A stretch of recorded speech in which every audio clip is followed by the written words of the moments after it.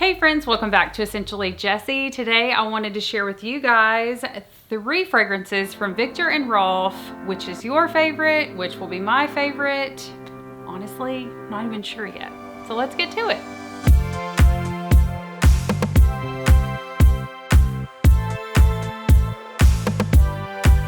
So today I want to share with you guys one of the most popular, famous women's fragrances of the last 10 to 20 years.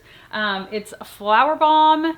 You guys have probably seen it. If you don't have it, I feel like this is so super popular. I actually got this for Christmas this year because I don't know why, but I've just went all this time without having it. I did have the Flowerbomb Nectar first, then I picked up the Flowerbomb Midnight, and then I got this one for Christmas.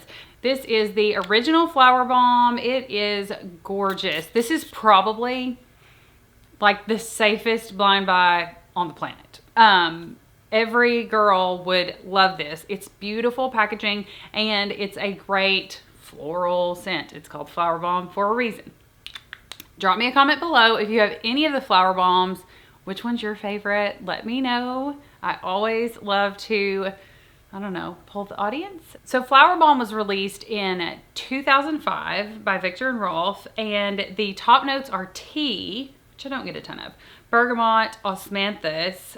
Middle notes are orchid, jasmine, rose, freesia, and African orange flower. Base notes are patchouli and musk.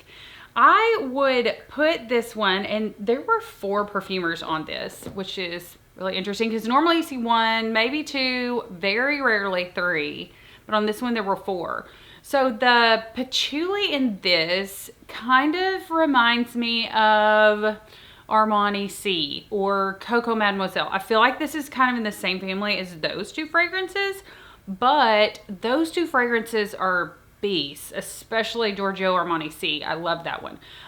This one is lighter and more floral. So if you like either of those 2 scents or both of those 2 fragrances, you should definitely check this out. This is more to me, I mean, you could wear this. This is signature scent worthy.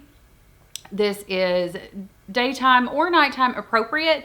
I really feel like this is probably more daytime appropriate just for me. Like, I don't know that I would pick this up and spray it for a date, which is probably why they made Nectar and Midnight, because this fragrance is beautiful. I would probably wear this to work. I would wear this like to lunch with a friend, maybe to church, things like that. But I don't know that I would wear this on a date night. It is a beautiful fragrance, and I do get a lot of compliments actually on all 3 of these. They are very good fragrances, very long lasting. This is Flowerbomb, the original.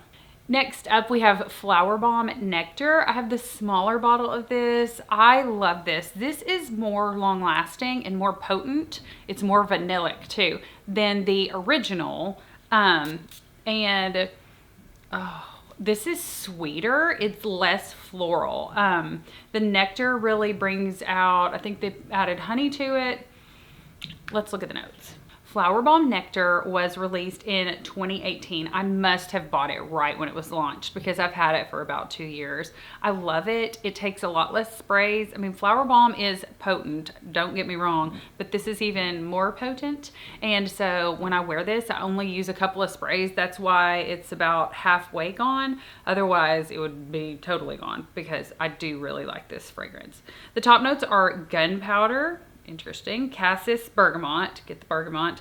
Middle notes are osmanthus, orange blossom, yes, for sure, and jasmine, sandback. And the base notes are tonka bean, vanilla, benzoin, and patchouli. So they've amped up some notes. They've added vanilla. It is more, I do get honey in this. Honey's not listed as one of the notes, but I smell honey. This one does remind me even more of like Giorgio Armani C, or the Coco Mademoiselle by Chanel, because it is sweeter and it's more amplified and not as floral as the original, but the patchouli is much more subtle. So if you feel like Coco Mademoiselle and C by Armani, and even really the only one by Dolce & Gabbana. If you feel like those are just too overpowering, you might want to check out Flowerbomb Nectar, because it is a beautiful fragrance. I feel like it kind of, those 4 fragrances are just kind of in the same category, and I feel like the original Flowerbomb is kind of like that, but way more floral and not as syrupy sweet, and this one is really, really sweet. So if you like the sweetness with the flowers and some vanilla, this is a great option. This is Flowerbomb Nectar by Viktor and Rolf. And lastly, we have Flowerbomb Midnight. I love that they changed the packaging on this a little bit, but kept it kind of the same. I also love that it's black because, you know, midnight is obviously dark. This one is going to be even more gourmandish. It's more red berries. I got this. This is a great date night scent. So I will say that Flowerbomb Nectar and Flowerbomb Midnight are 2 that I would definitely wear for date night. I think that they're both office appropriate too, like daytime. But I would say go easy on the trigger, because these are, I will say that the Midnight, I'm not super pleased with the performance. The projection is huge for like 2 hours, and then after that, it kind of goes away for me. So although I do like this one, and I'm kind of glad that I got the skinny one, because I can just toss it in my bag and take it with me. Let's check out the notes. So Flowerbomb Midnight was released in 2019, and like I said, it is so much fruitier. This is a fruity floral. The notes are blackcurrant and pomegranate, so you get that burst of fruit right out of the gate. I feel like there's some red berries in here too. Yeah. The top notes, okay, and the mid notes are midnight, night blooming jasmine, and peony. And the base notes are white musk and vanilla. So this is going to be more of a vanillic fragrance too, but it is very, very fruity floral. Where I don't get any fruitiness, I wouldn't say. I think the original Flowerbomb is just floral. And then Nectar is more floral vanillic, maybe a little bit gourmand. And then this one is just real, very fruity. They're all so beautiful, and they're all so different. And I feel like if you thought, I want to buy something from Viktor and Rolf, I feel like one of these 3, you would love one of these 3. Like, there's some fragrances that are the same, but they're not different enough to where if you don't like one, you won't like any of them. And I feel like these are different enough from one another that between the 3 of these, you could definitely find something to put in your fragrance collection.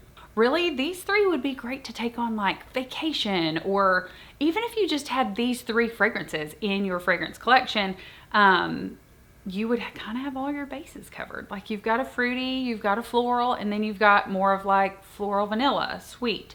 So these 3 are similar but different enough that I think you could really do your fragrance wardrobe out of the 3 of them. These are incredible fragrances. I don't know, other than Spice Bomb and Spice Bomb Extreme, if I have any other Viktor and Rolf fragrances. These 3 are just 3 that I love. They're great designer fragrances. The price point on these is about $75 for a 1 fluid ounce, which is enough, I think. If you have multiple fragrances, I mean, unless it's something you're just loving or dying to have, like Bond No. 9 Tribeca, I bought a big bottle. White Suede by Tom Ford, I bought a big bottle. Like, I just knew that I was going to be really overspraying those. With these, I think you can get the smaller ones, and they even have some trios, sample sizes on their website. You can pick these up and smell them at most any big box retailer. Oh, now I have to pick. I don't even know. Okay. So between these 3, if they were going to quit making 2 of them and only make 1, I'm not a big berry person or big fruity person. I'm not fruity. Anyway. This one's probably a touch too sweet, so I'd have to go with the original. If I had to pick one in this battle of the flower bombs, I would pick the original flower bomb. It is unique enough. It's really great that it's designer, but it's unique enough that you can pick it out. If somebody walks past me wearing flower bomb number one, I'm going to notice it because it smells so good and it is long lasting and the projection is great. So this is a good value. I think they're all three a good value. Like I said, the Midnight just doesn't last quite as long. But the Flowerbomb original is my favorite. Thank you guys so much for watching. Which is your favorite Flowerbomb flanker? Are there others by Viktor and Rolf that I should check out? Let me know in the comments below. Thanks so much for watching. Don't forget to hit the subscribe button and also click that little notification bell to be notified of all future videos, reviews, all the fun. Smell you later.